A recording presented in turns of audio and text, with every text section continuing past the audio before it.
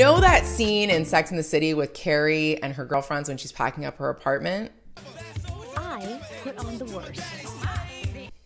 Enter closet organization parties.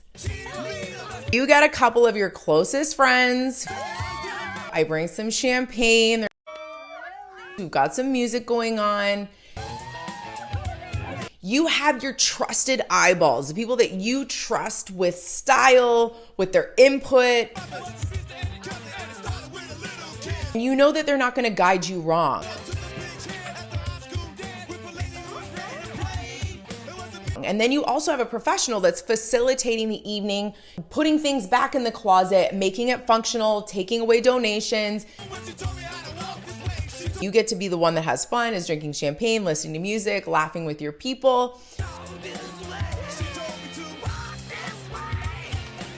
It's a great way to upgrade yourself, to bring new energy to whatever phase of life you're moving into or moving out of.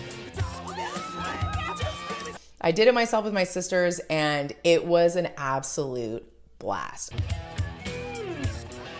That could be you.